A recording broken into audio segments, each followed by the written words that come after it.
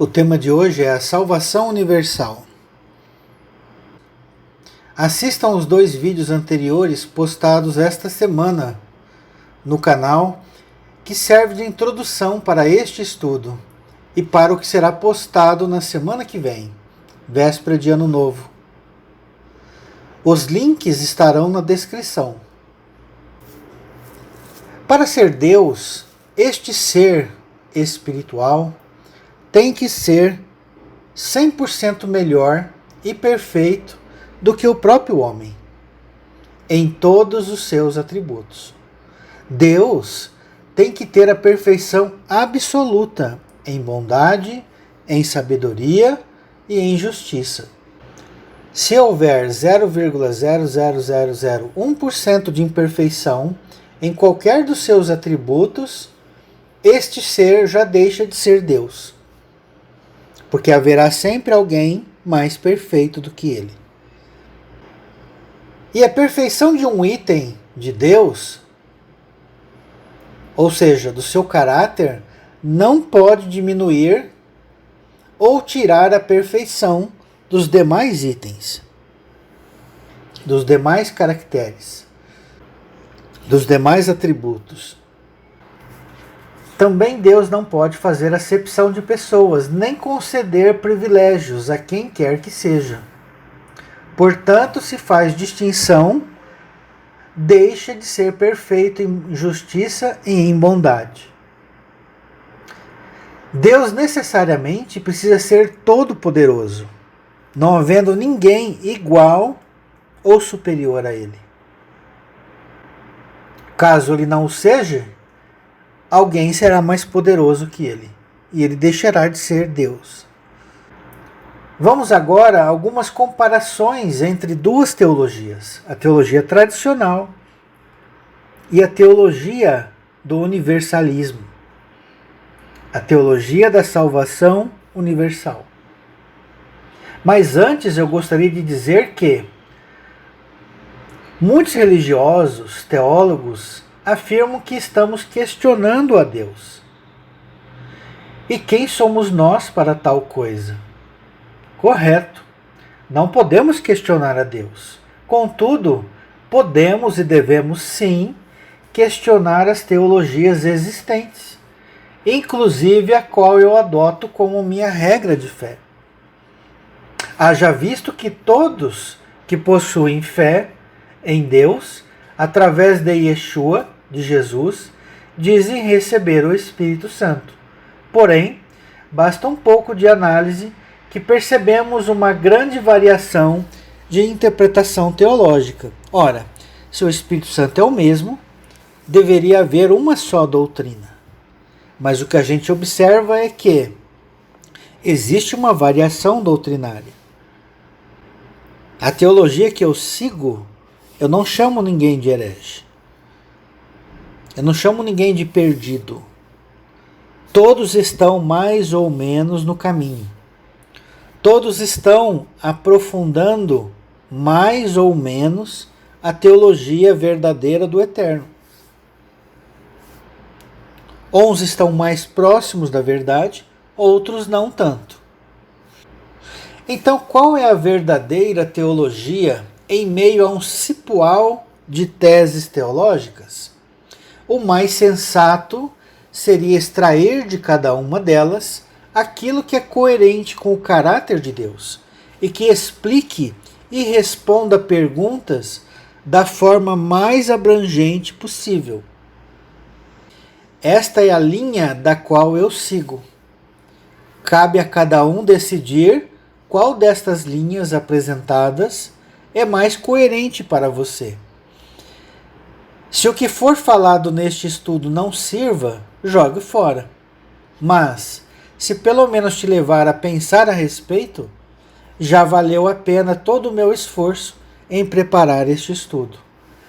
A questão de aceitar parte ou totalmente os pontos aqui apresentados cabe a cada pessoa. O primeiro ponto que eu gostaria de mostrar aí na tela é sobre a salvação. Então eu vou apresentar aqui 3 formas teológicas diferentes Existem outras? Então, se a sua não se enquadra nesta daqui, medite sobre a sua teologia e enquadre neste quesito, para cada um dos pontos que serão colocados aqui no estudo. Então, o primeiro item é a salvação. Então, nós temos a doutrina calvinista. Como que a doutrina calvinista trata a salvação? Através da predestinação. Deus escolhe quem ele quer salvar. Segundo o livro de Efésios, capítulo 1, do verso 4 ao verso 6. Agora vamos à segunda teologia, arminianismo. Deus nos oferece a salvação de graça, mas a escolha é nossa. A referência é Apocalipse 3, verso 20. Existe o universalismo. Eu percebo que é mais próximo da verdade, pelo menos até hoje. Se houver amanhã uma tese que responda mais perguntas, mais coerentes com o caráter de Deus, compete a mim ajustar. Compete a mim corrigir. Então o universalismo prega que todos serão salvos. Através do quê? Do livre-arbítrio mais poder de Deus. No decorrer das eternidades. Por quê? Porque antes da Terra existir, já havia uma eternidade. Após a Terra existir, é outra eternidade. Depois que o fim dos tempos chegar ao planeta Terra, a eternidade continuará existindo. E podemos dizer que uma nova eternidade começará. É claro que do ponto de vista divino, para ele, para o eterno, para Deus, só existe uma eternidade. Mas eu estou falando aqui em eternidades para facilitar o nosso entendimento como homem de carne e sangue entender. Então, antes da Terra existir, uma eternidade. Após a Terra existir, outra eternidade. Depois de tudo consumado na Terra, outra eternidade. Então Deus não tem apenas uma eternidade para resolver todas as suas questões. Deus vai resolver no decorrer das eternidades. Ou, se quisermos falar, dentro de uma única eternidade do ponto de vista do próprio Deus, que enxerga tudo como uma coisa só. O texto de 1 Timóteo capítulo 2, verso 3 diz: Isto é bom e aceitável diante de Deus, nosso Salvador, o qual deseja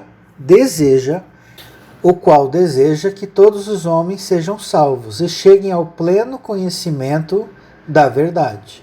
Ora, se está no desejo de Deus, e ele é perfeito em bondade, em sabedoria e em justiça, e é o desejo dele, o que esse Deus faria para alcançar os seus objetivos? Tudo o que for necessário.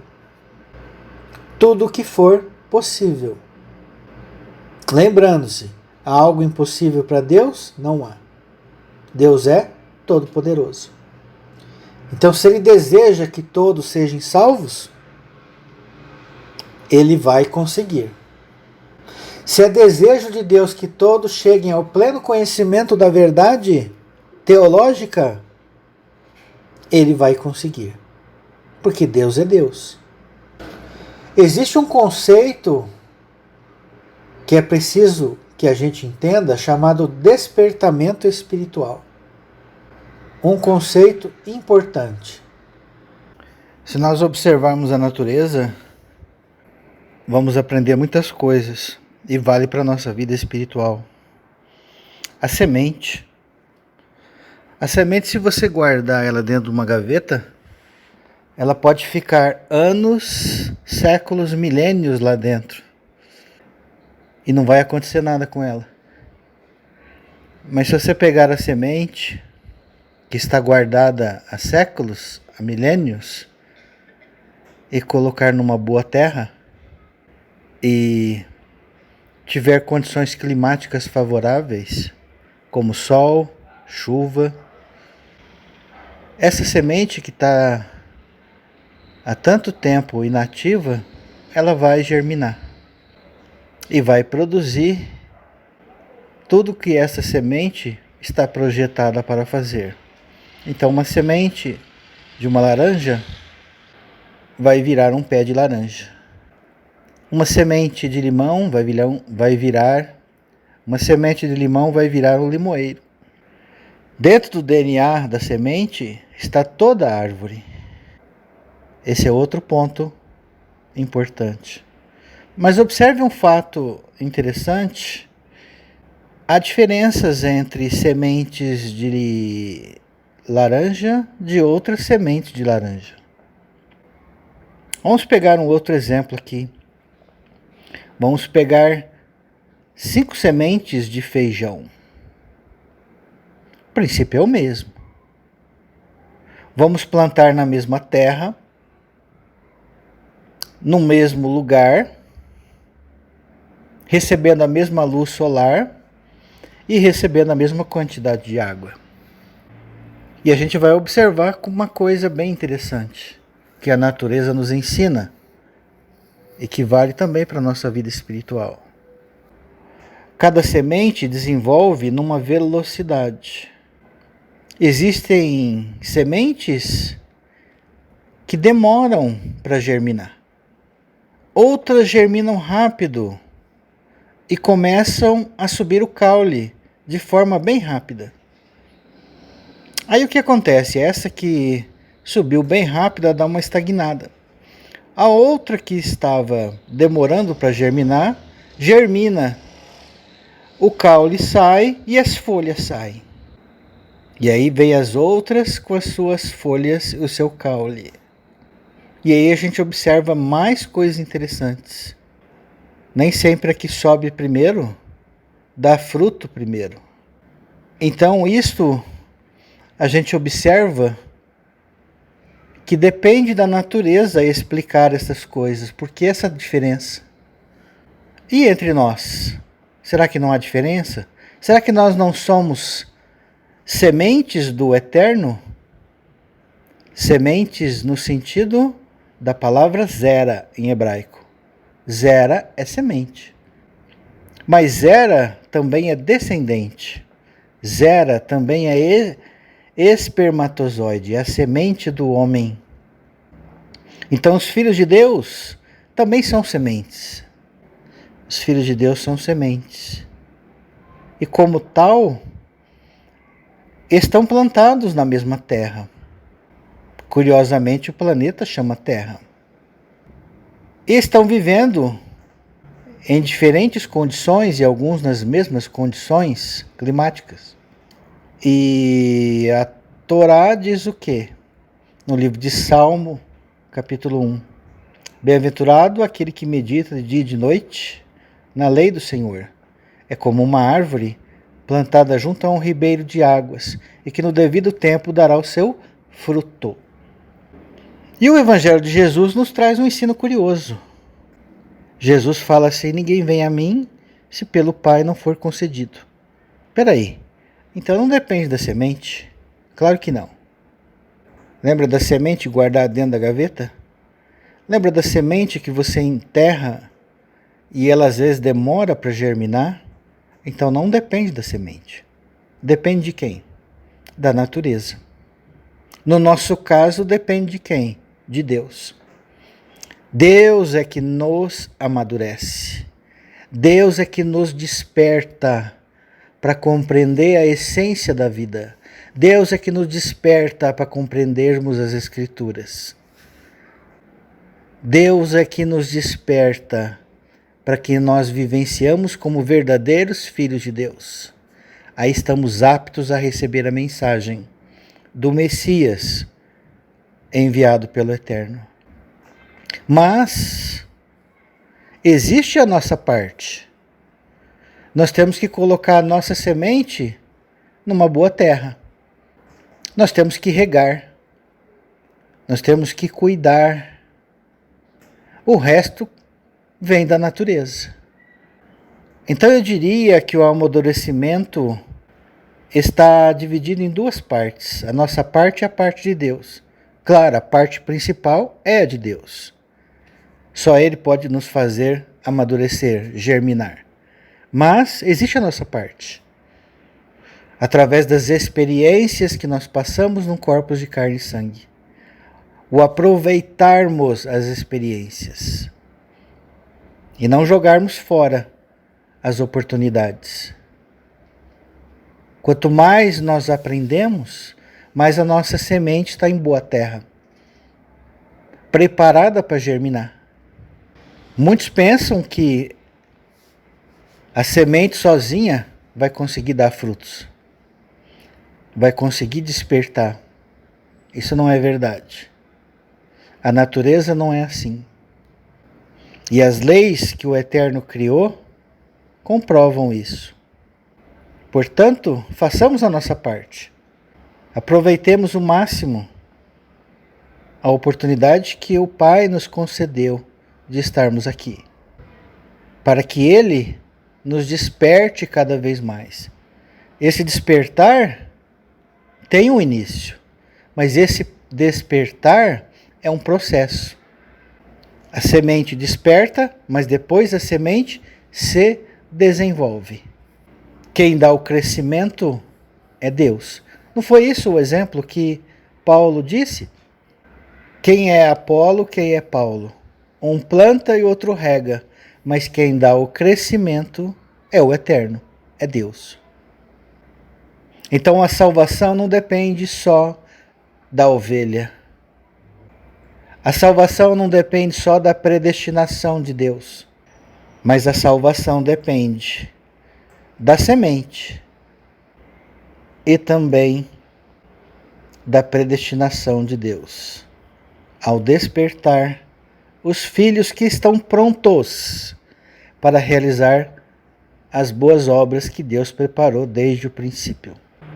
Então esse áudio que vocês ouviram sobre a semente, sobre o despertamento espiritual, é importante para a gente ter uma ideia de como as coisas funcionam no mundo espiritual. Para a gente entender os propósitos de Deus. Olha só, como fica mais claro em João capítulo 6, verso 37. Todo aquele que o Pai me dá, esse virá a mim. E o que vem a mim, de modo nenhum o lançarei fora. Ou seja, se o Pai deu 100 ovelhas, o Filho vai cuidar das 100 ovelhas. Não interessa se as 99 se perderam, se 100 se perderam. Jesus vai buscar uma por uma. É isso que está lá no Evangelho de Lucas. Qual é o pastor que tem 100 ovelhas e uma se desgarrar, não deixa as 99 e vai atrás da perdida até encontrá-la? É assim que está o texto. E é assim que é. Então, todas as ovelhas que o Pai me dá, esse virá a mim. Porque eu desci do céu, não para fazer a minha própria vontade, e sim a vontade do Pai, daquele que me enviou. Verso 39. E a vontade de quem me enviou é esta, que nenhum eu perca de todos os que me deu. Pelo contrário, eu o ressuscitarei no último dia. Pulando alguns versos, verso 44. Ninguém pode vir a mim se o Pai que me enviou não o trouxer, e eu ressuscitarei no último dia. Então a salvação da ovelha não depende só da ovelha, depende também de Deus. Percebe? Ninguém pode vir a mim se o Pai que me enviou não o trouxer. Pulando alguns versos, verso 64. Contudo, há descrentes entre vós, pois Jesus sabia desde o princípio quais eram os que não criam e quem o havia de trair. E prosseguiu: por causa disso é que vos tenho dito, ninguém pode vir a mim se pelo Pai não lhe for concedido. Então, se a vontade de Deus é que todos cheguem ao conhecimento da verdade, como pode Deus só enviar para Jesus algumas ovelhas e não todas? Deus é bom? Deus está sendo justo com todas as ovelhas? Se você olhar apenas por este lado, não. Mas se você entender o papel do despertamento espiritual, que foi falado há poucos minutos, aí sim faz sentido. Uma lei da natureza, que Deus desperta os seus filhos, cada um no seu tempo, como nós vemos na natureza. Se você plantar 10 sementes de feijão na mesma terra, no mesmo sol, com a mesma quantidade de água, cada uma delas crescerá numa velocidade. Cada uma delas desenvolverá suas folhas numa velocidade. Cada uma delas produzirá o seu fruto numa velocidade diferente. Ezequiel 18, verso 23. Acaso tenho eu prazer na morte do perverso? Diz o Senhor Deus. Não desejo eu, antes que ele se converta dos seus caminhos e viva? Olha aí. Não é o meu desejo que antes ele se converta dos seus caminhos e viva? O que eu farei pelos meus filhos? Se eu sou um bom pai, o que eu farei? Tudo o que for necessário. O possível e o impossível. Repito, há algo impossível para Deus? Deus não é todo sabedoria? Falta sabedoria para Deus de como resolver a situação de cada filho? É isso que eu quero deixar na mente dos irmãos, das irmãs. Meditar sobre essas coisas. Não podemos criar um Deus segundo a imagem e semelhança dos homens, mas devemos crer num Deus perfeito em tudo que ele faz, sábio em tudo que ele faz, bom em tudo que ele faz, justo em tudo aquilo que ele faz. Pulando alguns versos, verso 32, porque não tenho prazer na morte de ninguém, diz o Senhor Deus, portanto convertei-vos e vivei. Agora Ezequiel 33, verso 11, disse-lhes, tão certo como eu vivo, diz o Senhor Deus, não tenho prazer na morte do perverso, mas em que o perverso se converta do seu caminho e viva. Convertei-vos, convertei-vos dos vossos maus caminhos.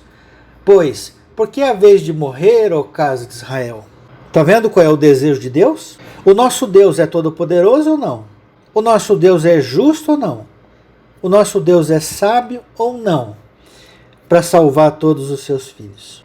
Vamos continuar. Vamos falar agora do tempo para arrependimento, para alcançarmos a salvação. A teologia tradicional diz que apenas no decorrer da vida física. Após a morte do homem, é inútil para a alma, é impossível para a alma se arrepender, mesmo que ela queira. Olha que coerência da teologia tradicional. E é pregado em muitos lugares, hein? É pregado em muitos lugares. Então veja você, se eu vivo 20 anos, eu tenho 20 anos para me converter. Se eu viver 50 anos, eu vou ter 50 anos para me converter. Mas e se eu viver 2, 3 anos? Eu vou ter 2, 3 anos para me converter. Eu vou ter maturidade para me converter? E se eu morrer no ventre da minha mãe? Como fica a minha alma? O universalismo diz que durante toda a vida do espírito e da alma, que é a nossa essência, é possível o arrependimento.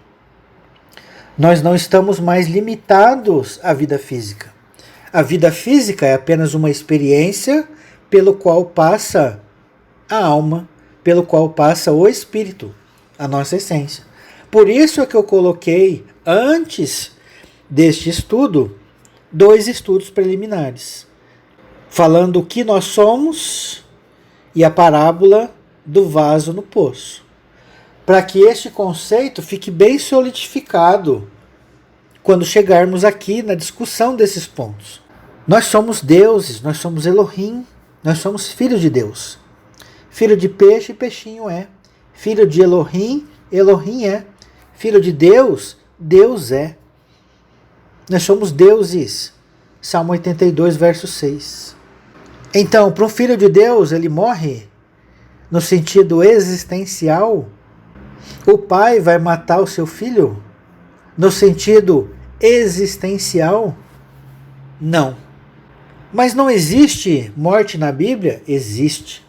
Então, de qual morte Deus está falando para os seus filhos? A morte espiritual. A separação da comunhão da casa do pai. É o que aconteceu com o filho pródigo, que foi para um país distante, simbolicamente naquela parábola. Ou seja, este filho rebelde não receberá as bênçãos do Eterno. Não pode ter comunhão com os irmãos da casa do Pai. terá que viver como um rebelde, como um filho bastardo. Mas esse filho não é filho bastardo, é filho de Deus. Ele só é rebelde. Então Deus não vai ter sabedoria com o filho pródigo? Claro que vai. O filho pródigo não voltou para casa? Voltou. Não voltou por livre e espontânea vontade? Voltou. Mas será que Deus, em oculto, não fez nada para que o filho voltasse para casa? Claro que fez. O fundo do poço, o entregá-lo a Satanás, as situações que ele vivia naquele país distante, foi o suficiente. E quem permite essas situações? E que muitas vezes o próprio Deus manda essas situações. Lembra lá de Jó? Deus fez uma reunião com os filhos de Deus. Deus fez uma reunião com quem? Com os filhos de Deus e com Satanás. E mandou tirar tudo de Jó, menos a vida física. Se Jó morresse na vida física, ele deixaria de existir? Não. Mas Deus queria prová-lo, a vida de Jó, na vida física. Então Deus muito bem poderia permitir que até tirasse a vida física de Jó. Porém, o aprendizado de Jó teria que continuar no mundo espiritual e, posteriormente, numa nova vida física. Então o assunto é bem complexo. A gente precisa meditar em todos os pontos. A gente tem que pensar em todos os pontos antes de fazer um pré-julgamento dessa teologia ou daquela teologia. Na teologia tradicional, Deus depende do arrependimento humano. E isso faz de Deus inoperante, de mãos atadas. E Deus deixa de ser soberano. Mas Deus é soberano. Deus usa a sua inteligência e o seu poder, colocando seus filhos em situações que o levarão cedo ou tarde ao arrependimento, fazendo dobrar todos os corações, fazendo dobrar todos os joelhos, fazendo amolecer todos os corações, fazendo dobrar todos os joelhos, sem interferir no livre-arbítrio de cada um de seus filhos. Perfeito. Deus está sendo justo, não está? Nós temos o livre-arbítrio de escolher. Mas Deus não fica imóvel. Deus está trabalhando. Deus está usando sabedoria. As situações da vida que ocorrem na nossa existência são propósitos de Deus. As boas e as más. Só que o livre-arbítrio do ser humano, da nossa alma, do nosso espírito, é relativo. O homem, o espírito, pensa que é livre, mas não é totalmente livre. Vou dar um exemplo.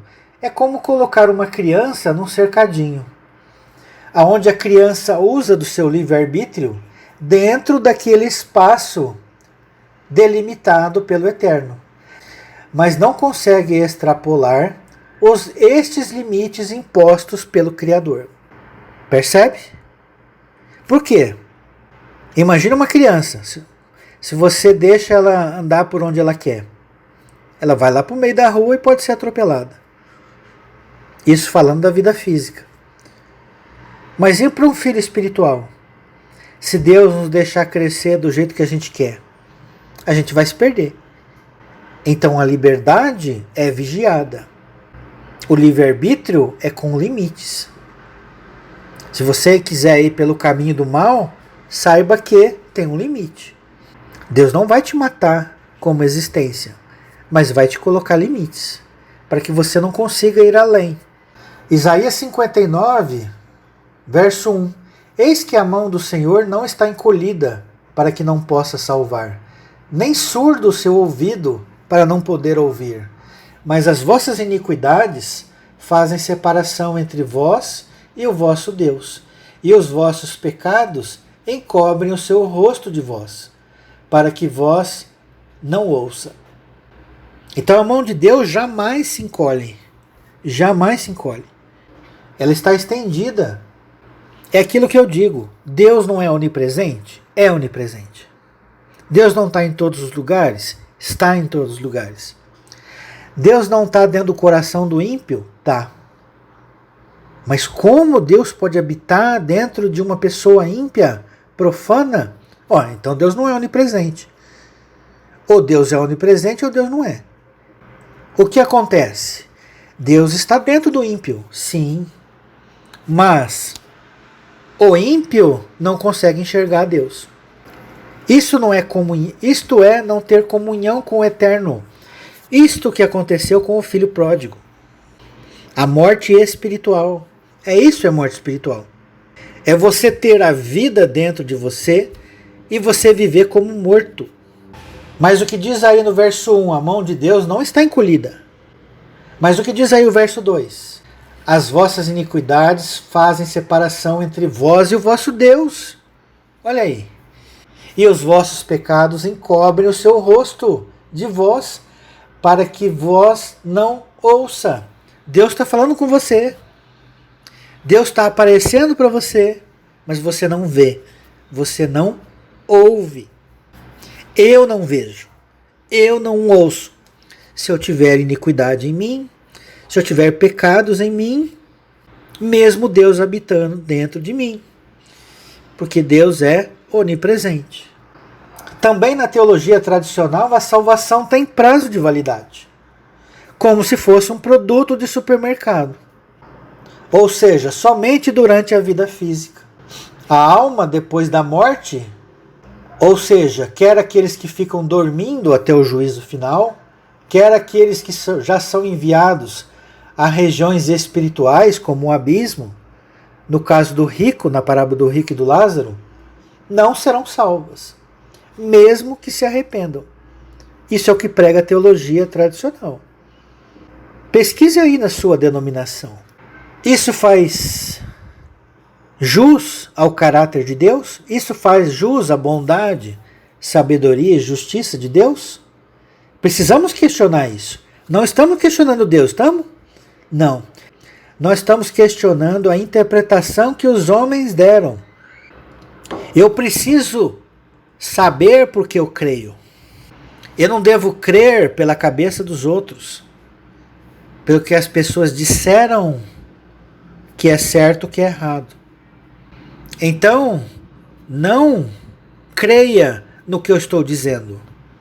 Confira o que eu estou dizendo com a verdade. Confira o que eu estou dizendo com o caráter de Deus. Pois você está colocando o seu futuro espiritual em jogo. Continuando, Mateus capítulo 5. Mateus capítulo 5, verso 21. Ouviste o que foi dito aos antigos: não matarás, e quem matar estará sujeito a julgamento.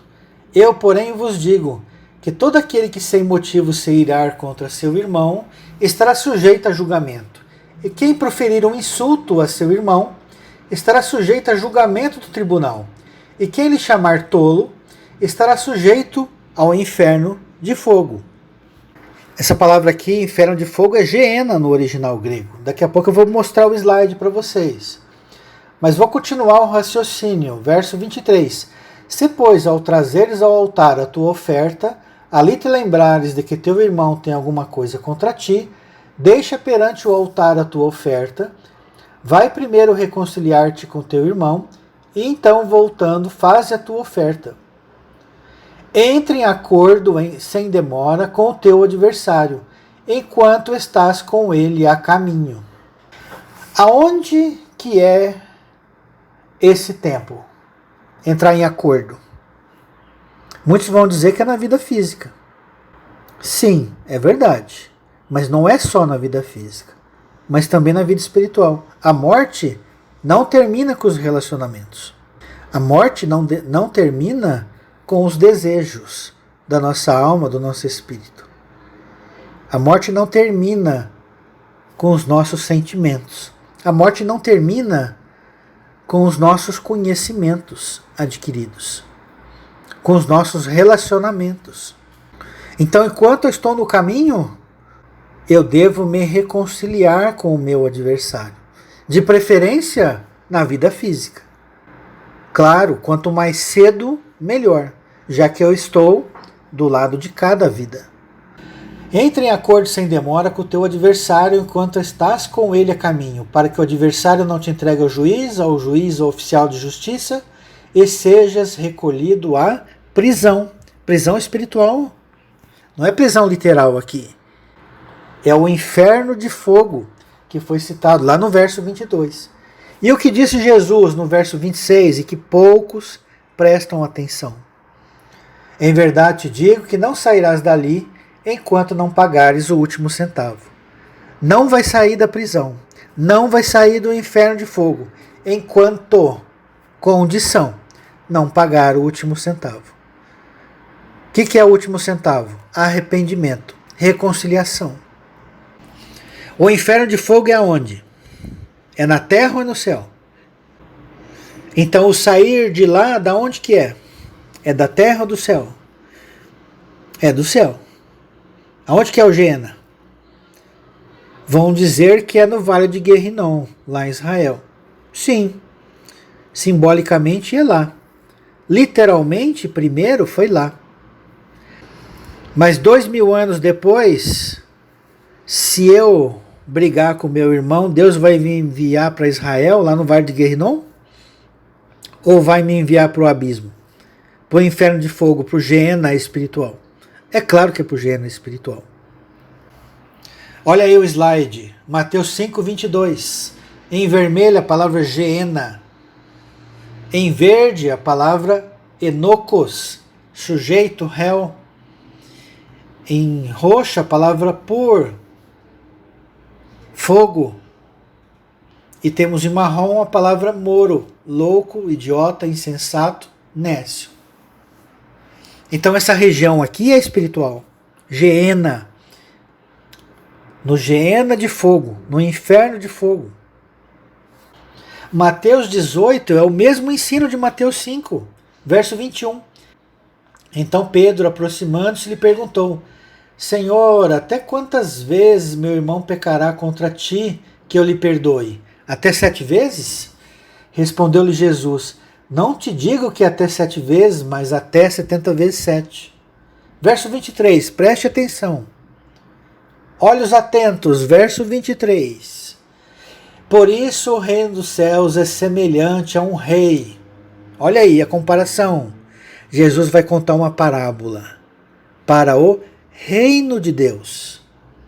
Por isso o reino dos céus é semelhante a um rei que resolveu ajustar contas com os seus servos. Não vai ter a colheita do joio e do trigo? Não é prestar contas com o rei? É. Então preste atenção. E passando a fazê-lo, trouxeram ainda um que devia 10.000 talentos. Não tendo ele, porém, como que pagar, ordenou o Senhor que fosse vendido ele, a mulher, os filhos, e tudo quanto possuía, e que a dívida fosse paga. Qual é a nossa dívida com Deus? É pecado. Essa é a nossa dívida. Então, se a gente tiver que pagar, tem que se arrepender de tudo. De tudo. De tudo. Mas imagine você se eu tenho pecados ocultos, que só eu e Deus sabe. E tem uns pecados que eu gosto dele. E por mais que eu tente, eu não consigo me arrepender. Então eu estou lascado. O que o rei vai fazer comigo? Eu não tenho como pagar a dívida. Ele vai me colocar na prisão, não é isso? Então vamos continuar aqui.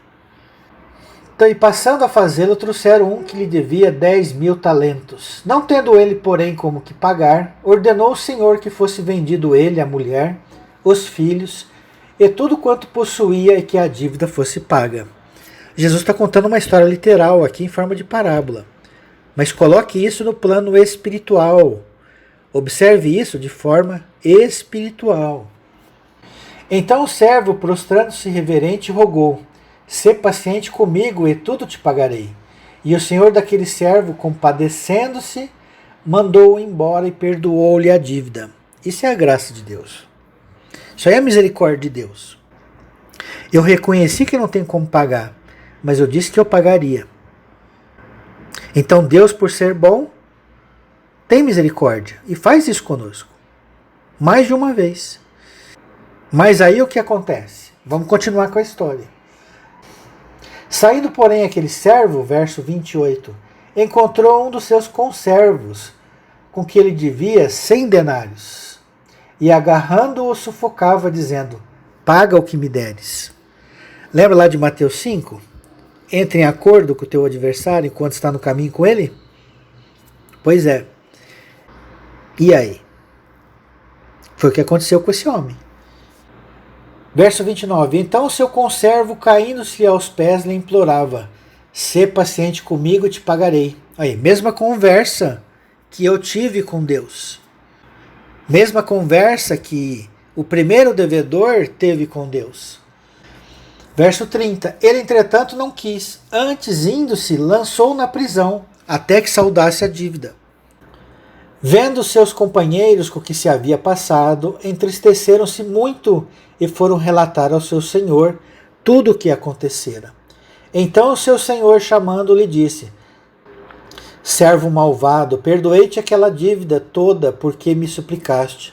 Não devia tu igualmente compadecer-te do teu conservo? Como também eu me compadeci de ti? Indignando-se o meu senhor, o entregou aos verdugos, ao oficial de justiça. Verdugos é oficial de justiça. Lembra lá de Mateus 5? Para que leve à prisão? Então aqui também é a mesma coisa. E entregou aos verdugos até que pagasse toda a dívida. Até que pagasse toda a dívida. Uma condição. A mesma lá de Mateus 5, de 21 a 26. Verso 35, preste atenção. Assim também meu Pai Celeste vos fará, se do íntimo não perdoardes cada um o seu irmão. Por isso é que a oração do Pai Nosso diz: perdoa as nossas dívidas, assim como nós perdoamos os nossos devedores. Eu tenho perdoado meus devedores, Deus não vai me perdoar. Deus vai ser justo. Mas Deus não é bom? Não, Deus é bom. A partir do momento que eu pago o último centavo, que eu entrei em acordo com o meu adversário, eu fui misericordioso com as pessoas, com ele, Deus vai usar de misericórdia para comigo. É a lei de plantio e colheita. Não tem como escapar. Próximo quadro de comparação: a criação em 7.000 anos ou 4,5 bilhões de anos para a Terra. A teologia tradicional, em sua grande maioria, está em duas vertentes. Uma parte que crê que a Terra tem 7.000 anos, crê na interpretação literal da Bíblia, e outra crê como a ciência, que a Terra tem 4,5 bilhões de anos. O que crê o universalismo? A criação existiu bem antes do relatado na criação bíblica da Terra. Da Terra, entendam bem o que quer dizer. Segundo o Salmo 90, verso 2, de eternidade a eternidade, tu és Deus. Antes da Terra existir, já havia eternidade. Antes da Terra existir, já havia outras criações. Antes da Terra existir, já havia filhos de Deus. O estudo que eu fiz aqui há alguns dias atrás sobre a pré-existência da alma, mostrando pelo livro de Jó, mostra claramente isso. Existe também a possibilidade da matéria dos filhos de Deus ou serem quase eternos ou serem eternos, como o próprio Deus. Por que eu estou dizendo isso? Porque é inconcebível Deus ficar sem reinar em qualquer tempo. É inconcebível Deus ficar sem criar a qualquer tempo. Então é inconcebível conceber que Deus ficaria um segundo sequer sem trabalhar, sem reinar, sem governar, sem ter filho. Tudo bem que isso vai ser esclarecido futuramente, lá na eternidade futura. Mas nós devemos ter pelo menos isso em mente. Ou Deus está sempre criando, ou a criação é tão eterna quanto o próprio Deus. Esses detalhes, como eu disse, só saberemos na eternidade futura. Mas a princípio é isso. Penso que é melhor do que crer simplesmente em 7.000 anos na criação.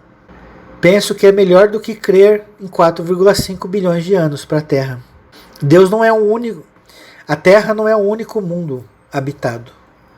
Deus não é Deus de uma obra só. Deus não é Deus de 7.000 anos. Deus não é Deus de 4,5 bilhões de anos. Deus é Deus de eternidade a eternidade. Salmo 90, verso 2. Antes que os montes nascessem e se formassem a terra e o mundo, de eternidade a eternidade, tu és Deus. Olã, ad olã. Salmo 93, verso 2.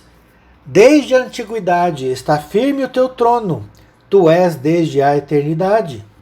O trono de Deus existe desde a eternidade. Para que Deus precisa de um trono se não tem filho? Para que Deus precisa de um trono se não tem sobre reinar sobre alguém? Só de enfeite o trono? Claro que não. Então o trono é real. A criação de Deus é real. Existem outros versos, mas para que esse estudo não fique muito extenso, basta assistir o estudo sobre a pré-existência da alma neste canal. Próximo quadro: quando fomos criados? A teologia tradicional diz, de maneira geral, que é no momento da concepção do feto, no ventre materno. O universalismo diz o quê? Pré-existência da alma e do espírito. Jeremias 1,5: antes que eu te formasse no ventre materno, eu te conheci. E antes que saísse da madre, te consagrei, e te constituí profeta às nações. Então observe que, antes de Jeremias sair do ventre materno, ele já era consagrado. Ele já era profeta. Ele já era conhecido pelo Eterno. A teologia tradicional tenta se justificar dizendo que é a onisciência de Deus. Sim, é claro, Deus é onisciente. Contudo, Deus realmente conheceu Jeremias. Deus realmente constituiu Jeremias como profeta. Então a teologia tradicional limita Deus. A teologia tradicional é um conceito, não que seja equivocado, mas é um conceito superficial, incompleto, normal para os tempos de imaturidade, mas anormal para quem já consegue enxergar os atributos do Eterno, o caráter do Eterno, porque vê que isto vai contra o caráter de Deus. Jó 38:21, sobre a criação, Deus falando com Jó, se ele sabia, e Deus responde: tu sabes, porque neste tempo eras nascido, e porque é grande o número dos teus dias. Próximo quadro: Deus faz acepção de pessoas? A teologia tradicional que pregou a vida única na carne? Sim, Deus faz acepção de pessoas. No meu estudo sobre o cristianismo precisa colocar os pingos nos is, está bem exposto lá todas as razões. Mas vou falar aqui em poucos minutos. Ou nasce deficiente mental, não tem condições de conhecer a Deus, a verdade. Vai ser salvo ou condenado? A criança que morreu no útero materno vai ser salva ou vai ser condenada? A criança de 2 anos de idade que morre sem conhecer Deus, Jesus, vai ser salva como? Uma pessoa que nasceu 3.000 anos antes de Cristo, num país totalmente distante de Israel, como ia conhecer o Deus de Israel? Se nem Bíblia tinha. Outro nasce no século XXI com internet, dentro de um lar cristão, ou dentro de um lar judaico, e tem todas as condições para aceitar Deus. Então a vida única faz de Deus com acepção de pessoas ou sem acepção de pessoas? Basta pensar um pouquinho. Já a vidas sucessivas na carne, ou seja, na reencarnação, Deus faz acepção de pessoas? Não. Por que não? Porque nós podemos vivenciar várias experiências diferentes. Ora na riqueza, ora na pobreza. Ora com saúde, ora com doença. Ora vivendo pouco, ora vivendo muito. Ora vivendo nesta época, ora vivendo naquela. Ora estando nessa religião, ora naquela outra. Faz muito mais coerência, mais sentido com a justiça e o caráter de Deus. As vidas sucessivas.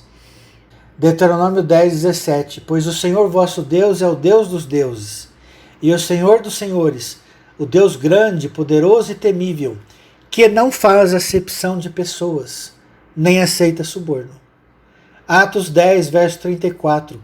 Então falou Pedro dizendo: reconheço por verdade que Deus não faz acepção de pessoas.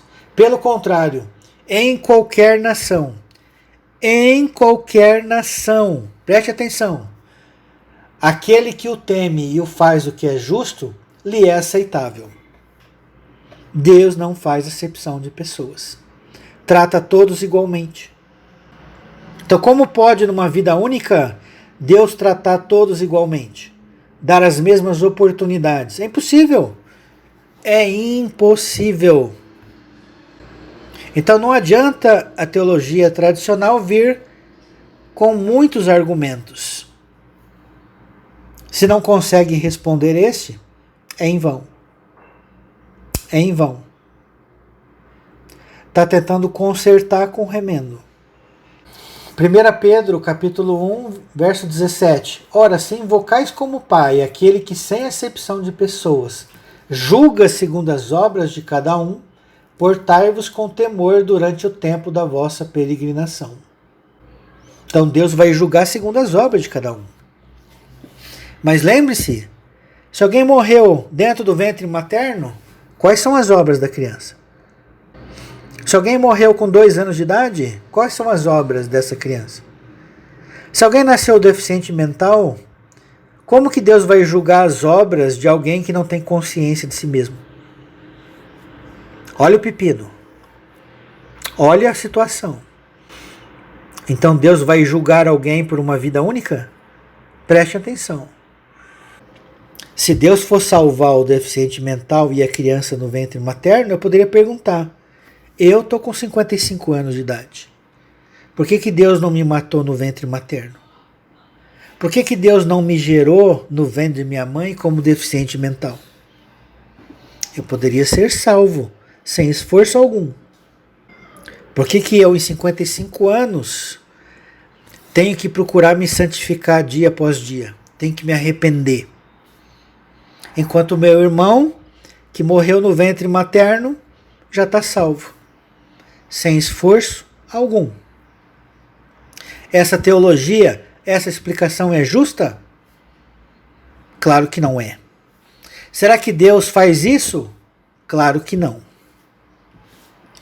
A reencarnação ou a multiplicidade de existências anula a vinda de Jesus e o seu sacrifício? De maneira nenhuma. Pois só Jesus para nos tirar do pecado. É verdade que existem pessoas que são negligentes, sabendo que sempre existe uma porta aberta dada por Deus ao arrependimento.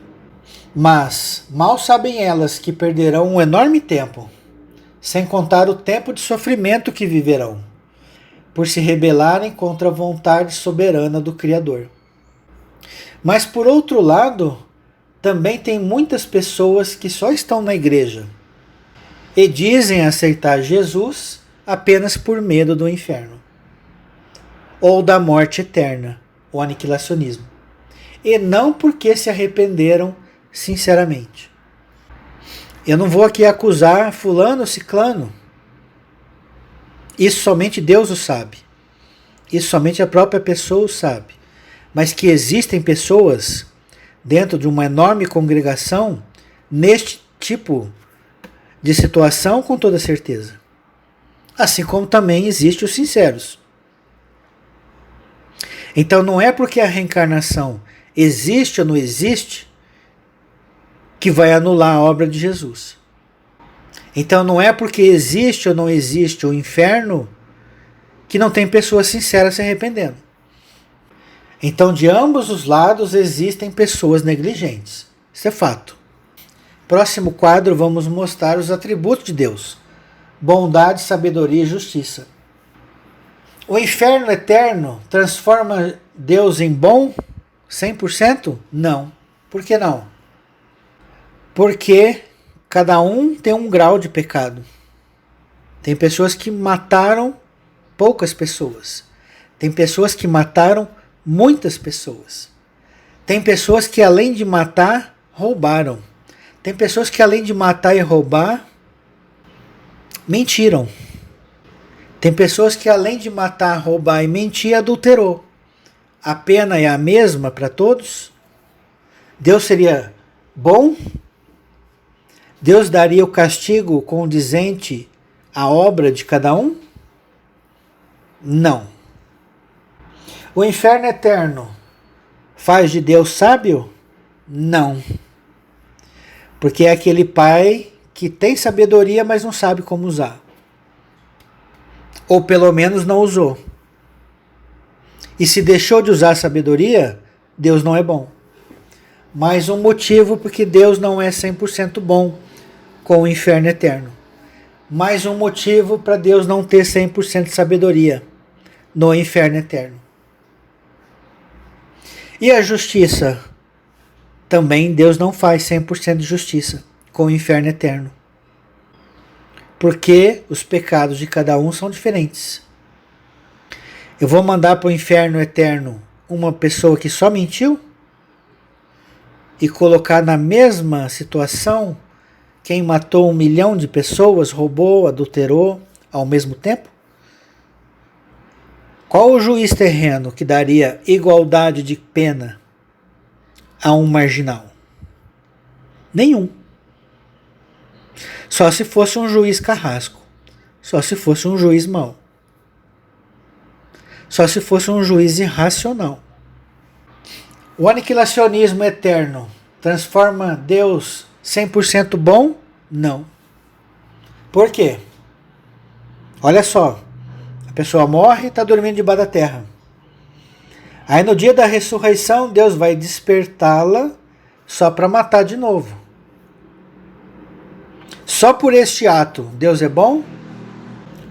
Só por este ato, Deus é bom? Não.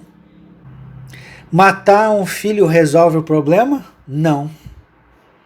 Então Deus não é bom e Deus também não é sábio. Então Deus também não tem sabedoria. Já que eu não sei resolver a situação do meu filho, eu vou matá-lo. Ou vou jogar no inferno eterno. Deus é 100% sábio? Este Deus aí, que a teologia tradicional criou, não. Deus é 100% justiça? Também não. Nos crimes terrenos, não tem penas por anos de prisão? Eu não vou aqui falar se é certo ou se é errado. Mas na justiça terrena tem países que têm a pena de morte. Então eu vou colocar na pena de morte quem roubou uma laranja? Não. Eu não colocaria em nenhuma situação. Porque não é com a morte que você vai resolver. Você só vai transferir o problema do mundo físico para o mundo espiritual. O marginal vai continuar marginal do outro lado da vida. E o que é pior, ele vai estar agindo no invisível. A salvação universal transforma Deus em bom? Tá. Sim, com toda certeza. Por quê? Porque vai salvar todos. Deus é bom. Bom para com todos. Deus é 100% sábio na salvação universal? Sim, com toda certeza. Pois Deus usou de sabedoria para resgatar cada um dos seus filhos, sem interferir no livre-arbítrio de cada um deles. Aí é usar sabedoria. Deus é justo? Sim, porque Deus não faz acepção de pessoas. Deus deu as mesmas oportunidades para cada um. Então nós temos que ter um entendimento da palavra olam no hebraico e do aion no grego. Em ambas significa um longo período de tempo indeterminado e que pode ou não ser eterno. Mas nós temos que colocar numa régua. Se a misericórdia de Deus é eterna, a bondade de Deus é eterna, se o amor de Deus é eterno, não pode haver castigo eterno. Pois o amor e a misericórdia vai contra o inferno eterno, o castigo eterno. Como que eu vou ter misericórdia com quem já está salvo? Não. Mas a misericórdia de Deus não é eterna? É. Então Deus está tendo misericórdia com quem? Com quem está em pecado. Com quem ainda precisa de misericórdia. Com quem ainda precisa ser resgatado. Lembra lá dos textos anteriores? Deus não está com a mão encolhida. É a pessoa que se esconde de Deus. Lembra lá no Jardim do Éden, quando comeram da árvore do conhecimento do bem e do mal e se esconderam? De Deus? É a mesma coisa. Mesmo princípio. Miqueias 7,18. Quem, ó Deus, é semelhante a ti, que perdoas a iniquidade e te esquece da transgressão do restante da tua herança? O Senhor não retém a sua ira para sempre, porque tem prazer na misericórdia. Esse é o Deus que eu creio. Esse é o Deus que eu sirvo. Salmo 103, verso 6. O Senhor faz justiça e julga todos os oprimidos. Manifestou os seus caminhos a Moisés e os feitos aos filhos de Israel. O Senhor é misericordioso e compassivo, longânimo e assaz benigno. Não repreende perpetuamente, nem conserva para sempre a sua ira. Vou ler de novo. Não repreende perpetuamente, nem conserva para sempre a sua ira. Não nos trata segundo os nossos pecados, nem nos retribui consoante as nossas iniquidades. Pois quanto o céu se alteia acima da terra, assim é grande a sua misericórdia para com os que o temem. Ah, então quer dizer que Deus só vai ter misericórdia com os que o temem? Sim e não. Sim, porque quem usou de misericórdia vai receber misericórdia. Quem não perdoou, Deus não vai perdoar as dívidas. Mas a bondade e a misericórdia de Deus está com a mão estendida. Depende de cada um de nós pagar o último centavo. Aí Deus nos perdoa. Aí Deus tem misericórdia de nós. E nos tira da prisão. E nos tira do Geena. Salmo 36, eu não vou ler aqui todo, mas todos os versos diz que as misericórdias de Deus duram para sempre. Rendei graças ao Senhor porque Ele é bom, porque a sua misericórdia dura para sempre. Tiago 2,13. Porque o juízo é sem misericórdia para com aquele que não usou de misericórdia. A misericórdia triunfa sobre o juízo. O amor de Deus está sobre o juízo. Mas quer dizer que o amor vai contra a justiça de Deus? Não, de maneira nenhuma. O amor só confirma a justiça de Deus. Quem é um bom pai e uma boa mãe sabe o que eu estou dizendo. Não existem textos que falam do castigo eterno? Tem. Mateus 25:46, por exemplo, irão estes para o castigo eterno, porém os justos para a vida eterna. Aparentemente parece que Deus castiga eternamente. Mas você já o colocou na regrinha do atributo de Deus? Do caráter de Deus? Você já colocou na reguinha, comparando com a misericórdia eterna de Deus, com o amor e a bondade eterna de Deus? Se o castigo é eterno? O castigo é eterno para quem está no sofrimento. Pergunte para quem está numa prisão se o tempo passa. Ou se o tempo parece não tem fim, ser eterno. Para quem está em sofrimento, o tempo não anda. Para quem está em amor, o tempo voa. Algumas pessoas que creem no universalismo têm um erro de não crer no castigo do inferno, mesmo que seja de forma temporária. Porém, Deus corrige sim, senão não haveria justiça, senão não haveria correção, senão não haveria progresso e nem arrependimento, se Deus deixasse apenas ao livre-arbítrio do homem. Deus nos conhece muito bem, melhor do que nós mesmos. Sabe o que aconteceria se Deus não nos corrigisse? Não soubesse nos corrigir? A gente pecaria indefinidamente, sem solução, perdidos para todo sempre, mortos espiritualmente para todo sempre. Graças a Deus que Deus é sábio, graças a Deus que Deus é bom, graças a Deus que Deus é justo. Lembre-se, quem não crê na correção de Deus, que Deus faz a paz, o bem, e cria o mal. Isaías 45:7. Lembre-se que também, que apesar de Deus ter criado o mal, este, porém, o mal, é um instrumento de salvação. 1 Coríntios 5:5. Entrega a Satanás para que através da destruição da carne o espírito seja salvo no dia do Senhor. Está aí o propósito da salvação. Está aí o propósito do fundo do poço. Está aí o propósito de o filho pródigo ter ido por um país estrangeiro, fora do arraial. Quem criou o inferno? Foi Deus. Quem determinou que haveria maldições para os desobedientes da lei? Foi Deus. As maldições são boas? Para quem recebe, não. Quem colocou Satanás no jardim do Éden? Foi Deus. Quem colocou Cã na arca de Noé? Se o mal voltaria através de seu filho, tudo de novo. Foi Deus. Quem levanta o pastor iníquo, pastor insensato? Foi Deus. Por isso eu creio na prisão, no inferno temporário, até que se pague o último centavo. E Deus tem toda a eternidade. Ele é o Senhor do tempo. E dispõe de todo o tempo do mundo para executar seus planos perfeitos, para mudar o coração dos homens. E ele é competente para isso. Sua competência não precisa ser provada em um estalar de dedos. Mas o que importa para Deus não é o tempo, mas sim o arrependimento sincero dos seus filhos. Mesmo o Eterno sendo longânimo e com sua misericórdia infinita, ninguém sairá da prisão, isto é, do Geena, do inferno, por interesse. Pois Deus conhece e sonda os corações. Sabe quem está sendo sincero, sabe quem está fingindo. Quem quiser sair do sofrimento da prisão, basta arrepender-se com sinceridade.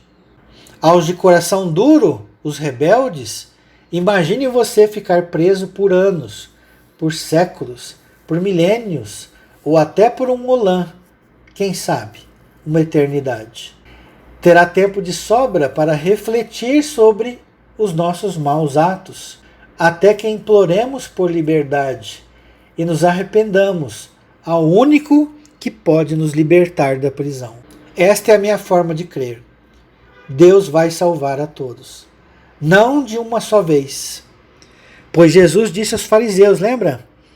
As prostitutas e meretrizes vos precedem no reino de Deus.